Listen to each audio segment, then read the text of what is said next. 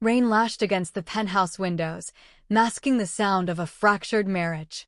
Dominic slammed the heavy oak door, leaving his wife out in the freezing storm. He thought it was a lesson in loyalty.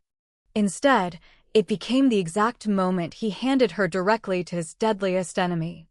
The Tribeca penthouse, a $30 million fortress of glass and steel overlooking the Hudson, felt more like a tomb tonight. Dominic Vitiello, undisputed head of the Vitiello Syndicate, stood at the floor-to-ceiling windows, a glass of Macallan 18 clutched so tightly the crystal threatened to shatter. He was a man who ruled New York's underworld with absolute, frigid calculation. Men feared his silence more than his wrath.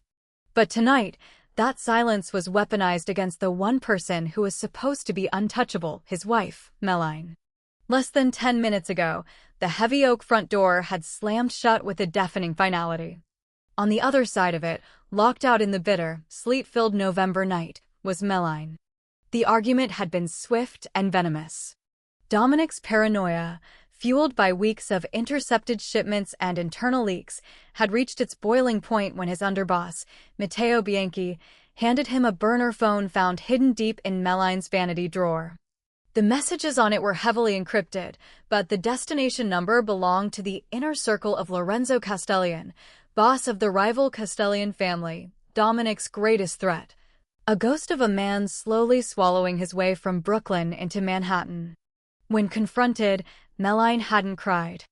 She'd stood there in her thin silk gown, copper hair falling over her shoulders, and stared at him with wide, desperate eyes. "Dominic, it's not what it looks like," she'd pleaded, stepping toward him. "You have to trust me. I was trying to stop something terrible. Salvatore's. Save your lies for someone stupid enough to believe them," Dominic had cut in, his voice dropping to a deadly calm. He hadn't raised a hand to her. He didn't need to. His eyes, devoid of warmth, did enough damage. He gripped her arm, marched her to the foyer, and pushed her into the private elevator lobby. "When you decide who your family actually is, maybe we can talk," he'd sneered. "Until then, go find Lorenzo. Let's see how long his hospitality lasts." Now Dominic took a slow sip of his whiskey. The burn did nothing to thaw the ice in his chest.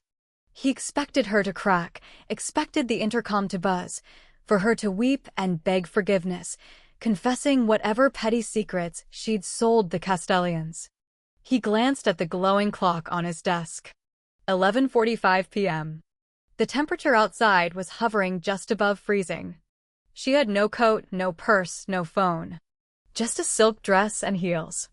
"Boss." Matteo's voice broke the silence. The underboss stepped into the dim study, posture rigid. "Storm's getting worse. Sleet's turning to ice. You want me to send a car down to the lobby just to watch her? She doesn't have a jacket." Dominic didn't turn. "If you send a car, Matteo, you can pack your bags and get in it with her. She made her choice. Let the cold remind her what happens when you step out of the warmth of this family." Matteo hesitated, shifting his weight. "With respect, Dominic, what if she was telling the truth? She mentioned your uncle. Salvatore's been making moves behind your back for months." "My uncle is family blood," Dominic snapped, turning at last, dark eyes flashing lethal. "My wife was secretly communicating with a man who put a bullet in my father 5 years ago. There is no excuse. Let her walk." Down at street level, the reality of Dominic's cruelty was crashing over Meline. The wind howling off the Hudson cut through her silk gown like razor blades. The cobblestones of Tribeca were slick with freezing rain, street lamps casting long, distorted shadows. She hugged her arms tightly across her chest, teeth chattering so violently her jaw ached. She didn't know where to go. All her friends were mafia wives, women who'd slam their doors the second they realized she'd fallen out of Dominic's favor. Calling the police wasn't an option. The NYPD belonged to Dominic, and doing so would only confirm his accusations. She limped down Greenwich Street, her expensive heels useless on the ice, tears mixing with the freezing rain on her cheeks. But they weren't tears of self-pity. They were tears of sheer terror. She knew what those encrypted messages meant. She knew what was coming tonight. Salvatore, Dominic's treacherous uncle, had orchestrated a massive hit on Dominic, scheduled for the Brooklyn Navy Yard before dawn. Meline had overheard Salvatore's men planning it by accident. Desperate, and knowing Dominic would never believe a word against his beloved uncle, she'd done the unthinkable. She'd reached out to Lorenzo Castellian. Lorenzo hated Dominic, yes, but he hated Salvatore more, blaming the old man for a car bombing that killed his sister years earlier. Meline had offered Lorenzo the shipping routes in exchange for intercepting Salvatore's hit squad. She had traded mafia secrets to save her husband's life. And for her sacrifice, her husband had thrown her to the wolves. A sleek black SUV idled at the corner of Canal Street, tinted windows rolling down just a fraction. Meline froze, heart hammering. Dominic's men, or worse, Salvatore. The back door clicked open. A deep, raspy voice called out over the pounding rain. "Get in, Meline. Before you freeze to death, or before Salvatore's hunters find you. Your husband is a fool. But I am not." It wasn't Dominic. It was Lorenzo Castellian. Shivering, terrified, with no other way to survive the night, Meline stepped out of the storm and into the enemy's car. By 2:15 a.m., the silence in the penthouse had transformed from a display of power into a suffocating, unbearable weight. The intercom had never buzzed. The private elevator hadn't moved. Dominic sat at the head of his mahogany dining table, the burner phone dismantled in front of him. Across from him sat Elias, the syndicate's chief cryptographer, fingers flying over his laptop, lines of decrypted code reflecting in his glasses. "I'm through the final encryption layer," Boss Elias said, unusually quiet, refusing to meet Dominic's eyes. "Print them," Dominic commanded, voice dead flat. "Dominic, you need to read this off the screen," Elias insisted, turning the laptop around, hands actually trembling. Dominic leaned forward, brow furrowing, and read the decrypted log scrolling across the black terminal screen. *Meline, Salvatore moves tonight, 3 a.m. Brooklyn Navy Yard, Pier 14. 12 men, automatic rifles. They're going to ambush Dominic's shipment and kill him. Lorenzo, why give this to me, little bird? Let him die.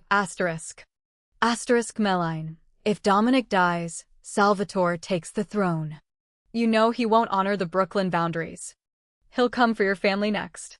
Stop the hit at Pier 14, and I'll ensure you get the northern distribution routes undisturbed. Just save my husband. Lorenzo, a wife who bargains with the devil to save the demon who doesn't appreciate her. Fine. Keep your phone on.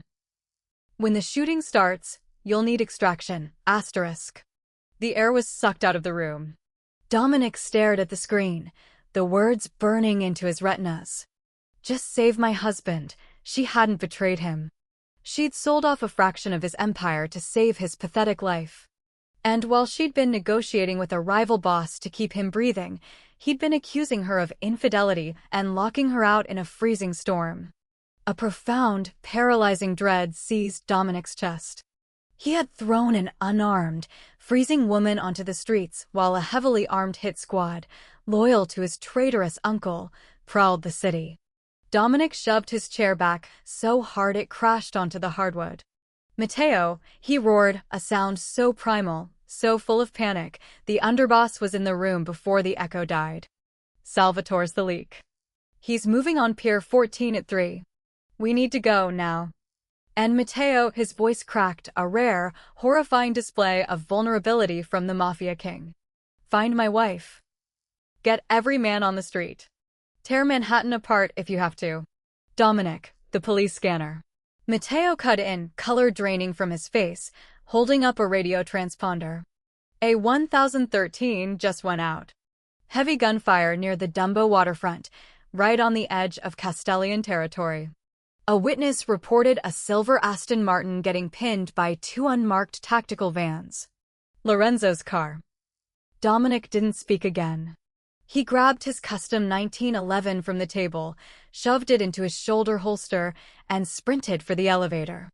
The drive to Brooklyn was a blur of roaring engines and hydroplaning tires. Dominic drove the armored SUV like a man possessed, blowing through red lights, wipers fighting a losing battle against the downpour. His mind looped over and over on Meline's face, her tear-streaked cheeks, her desperate plea. "You have to trust me."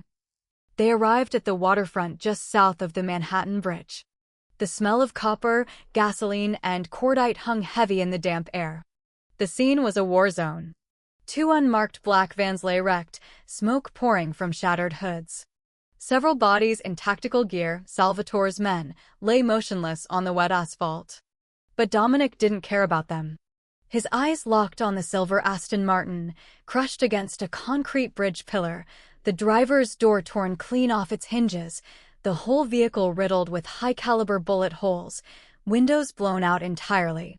Dominic threw the Mercedes into park before it had fully stopped and leaped out into the freezing rain. "Meline!" His voice tore at his own throat. He ran toward the wreckage, gun raised, scanning for threats. But the street was eerily quiet, save for the rain hissing against the hot engine block of the Aston Martin. He rounded the back of the destroyed car and his heart stopped. Lying on the jagged, broken glass of the wet pavement was Meline. Unconscious, pale skin glowing like porcelain in the distant streetlight. Draped over her trembling body was a thick, bespoke cashmere overcoat, one Dominic recognized instantly. Lorenzo's. The rival boss had covered her to keep her warm before vanishing into the night, likely wounded himself after single-handedly taking on Salvatore's men. But the coat wasn't enough to hide the blood, a dark, terrifying crimson pool spreading rapidly from beneath her right shoulder, mixing with the rain on the asphalt. She'd been caught in the crossfire. "No, no, no," Dominic choked, dropping to his knees so hard the impact bruised bone. He threw his gun aside and pulled her into his chest. Her skin was like ice. "Maddie, baby, look at me. Open your eyes." Her eyelashes fluttered, barely parting. Her breath came in a weak, rattling wheeze. "Dominic." "I'm here." "I'm right here," he sobbed, pressing his trembling hand against the gunshot wound on her shoulder, blood soaking through his fingers instantly. The ruthless, cold mafia king who ruled with an iron fist was completely shattered, rocking his dying wife in the middle of a Brooklyn street. "Did you stop him?" she whispered, voice barely carrying over the rain. She wasn't asking about her own survival. She was asking if he was safe from his uncle. "I did. I did." "You saved me." Dominic wept, pressing his forehead to hers. He looked up at Matteo, sprinting toward them with a medical kit. "Call Elias Russo. Tell him to prep the underground theater. Right now." "If she dies, Matteo, if she dies because of my pride, I will burn this entire city to the ground." Meline's eyes rolled back, her body going completely limp in his arms. The rain kept falling, washing her blood into the storm drains, as Dominic Vitiello realized that the only man who had treated his wife with any dignity tonight was his worst enemy. The frantic race to the underground surgical suite on 11th Avenue was a blur of flashing lights and deafening silence. The Mercedes tore through the desolate streets, ignoring every red light reflected in the freezing rain. In the back seat, Dominic held Meline against his chest, pressing a blood-soaked towel to her shoulder, feeling her pulse fading, a weak, erratic flutter beneath his palm. For a man who'd built an empire on calculated ruthlessness, the terror gripping his throat was entirely foreign. He was helpless, relying on his driver's speed and the fragile thread of his wife's heartbeat. The syndicate's private medical facility sat hidden beneath an abandoned textile warehouse, a state-of-the-art trauma center, heavily guarded, entirely off the grid. Dr. Thomas Abernathy, a disgraced former chief of surgery at Mount Sinai now operating exclusively for New York's criminal elite, was waiting at the loading dock. The moment the SUV screeched to a halt, a team of medics descended. Dominic refused to let go, carrying Meline through the harsh fluorescent corridors himself, his ruined Tom Ford suit soaked through with her blood. He laid her gently on the steel operating table. Dr. Abernathy stepped in immediately, barking orders. "You need to leave, Dominic," he ordered, snapping on latex gloves. The bullet shattered her clavicle and nicked the subclavian artery. "She's bleeding out internally. If you stay in here, you're going to watch her die." For a second, Dominic looked like he might kill the surgeon on the spot, jaw clenched, eyes hollow and wild. But Matteo, who'd followed them in, placed a firm hand on his boss's shoulder. "Boss, let him work. We have a war to fight tonight." Dominic was pulled out, the heavy metal doors slamming shut behind him. The sudden isolation was suffocating. He collapsed into a plastic chair in the sterile hallway, burying his face in his trembling, blood-stained hands. The rhythmic, agonizingly slow beep of a heart monitor bled through the walls. Every second felt like a physical blow. He replayed the whole evening, the accusations, the cruelty, the sight of her shivering in the sleet. He had handed her a death sentence out of pure, unadulterated hubris. "Matteo," Dominic said, voice a ragged whisper, not looking up. "Where is my uncle?" The underboss crossed his arms, expression hardening. Salvatore's hit squad was completely wiped out by Lorenzo Castellian. But Salvatore wasn't at the docks. "We pinged his burner. He's hiding at the old safe house on Staten Island. He knows the ambush failed. Packing up to flee to Montreal." Dominic finally looked up. The devastation in his eyes had been replaced entirely by a terrifying, abyssal emptiness. The Mafia King was back, but the coldness that usually defined him was now fueled by catastrophic rage. He stood slowly, unbuttoning his ruined jacket, tossing it to the floor, drawing his 1911, checking the magazine with sharp mechanical precision. "Lock down this hospital," Dominic commanded. "Nobody in, nobody out. If Lorenzo sends men to check on her, stand down, treat them with respect. But if anyone else steps foot on this block, kill them. And Salvatore? Salvatore is mine." The drive to Staten Island took under 40 minutes. The storm had finally broken, leaving behind a thick, icy fog rolling off the harbor. The safe house was a dilapidated Victorian on a secluded, wooded lot, no guards outside. Salvatore had been trying to keep a low profile. It was the last mistake the old man would ever make. Dominic kicked the heavy oak door clean off its hinges, the crash echoing through the empty foyer. Salvatore, heavy-set, in his late 60s, silver-haired, eyes panicked, froze at the top of the sweeping staircase, clutching a leather duffel bag. "Dominic," Salvatore stammered, stepping back. "Listen to me. The Castellians set me up. They manipulated the intercepts." Dominic said nothing. He climbed the stairs slowly, footsteps echoing like a ticking clock through the massive house. The silence was far more terrifying than any threat. "You're my blood," Salvatore screamed, dropping the bag and raising a small revolver, hands shaking violently. "I raised you after your father died. I built this family. It belongs to me." Dominic stopped on the step just below his uncle, looking at the old man and feeling absolutely nothing. "You built nothing," he said, voice dropping to a chilling, dead whisper. "You tried to steal my throne, and in doing so, you almost killed my wife. She saved my life. And you are a disease."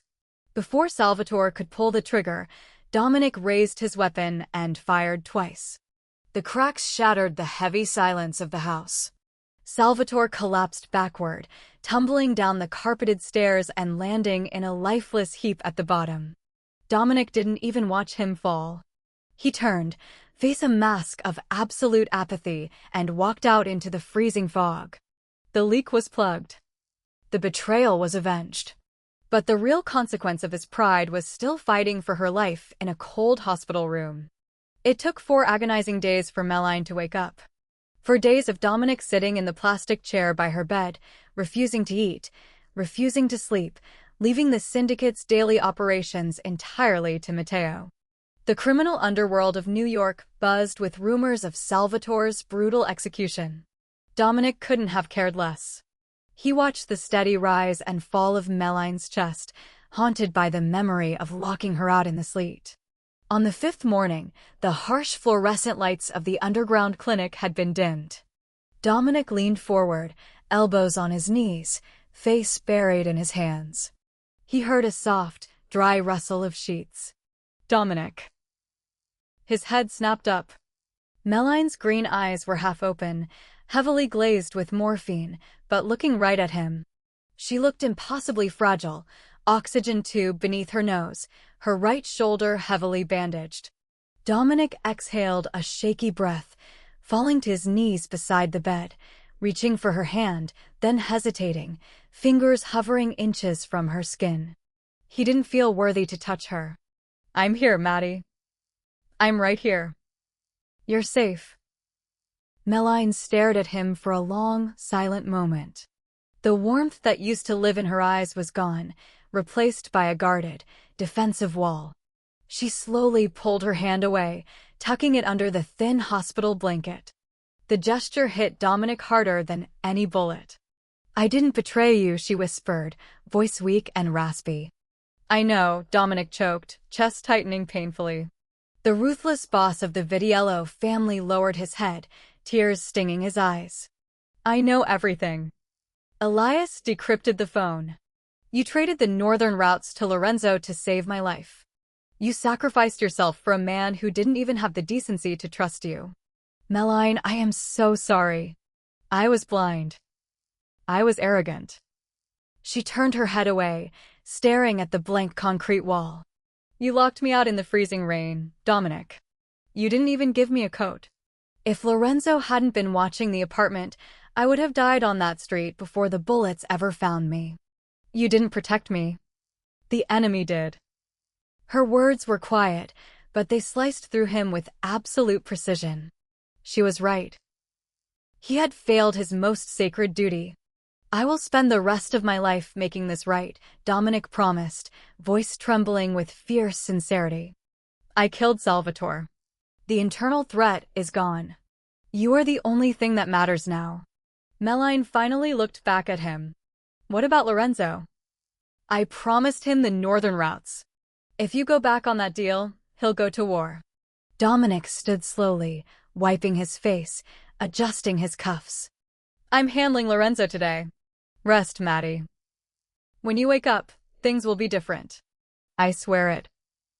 3 hours later, the private dining room of Le Bernardin in Midtown was cleared of every civilian patron.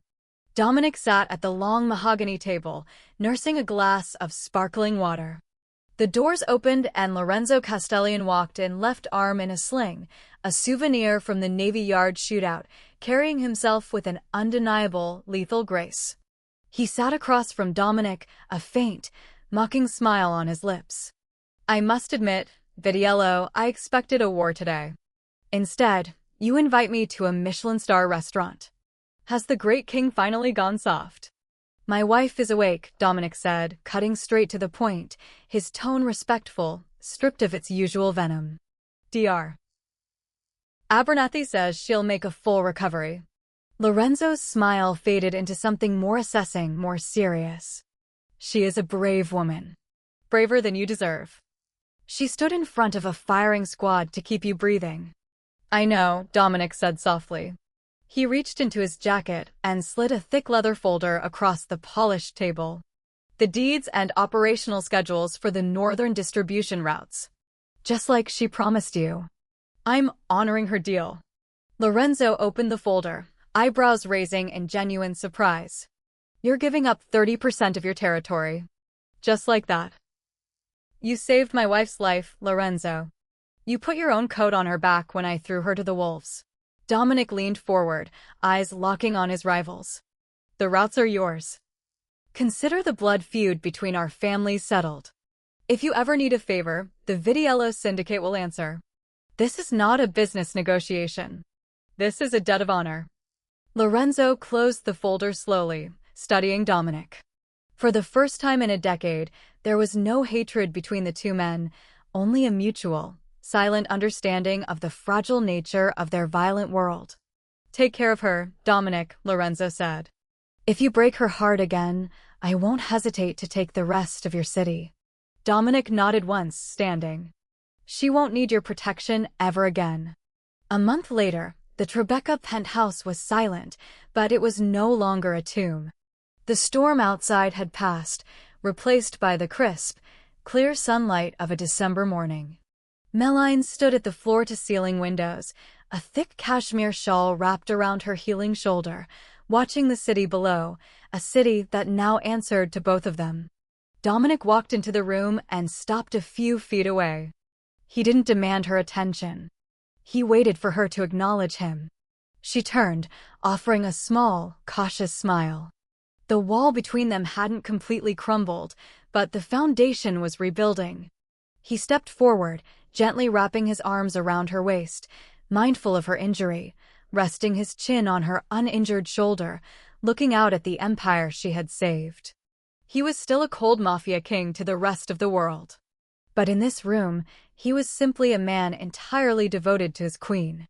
If you were captivated by this intense story of betrayal, sacrifice, and mafia redemption, hit that like button. We release thrilling romance dramas just like this every week, full of plot twists and heart-stopping moments. Don't forget to share this video with your friends and subscribe to the channel so you never miss a new upload.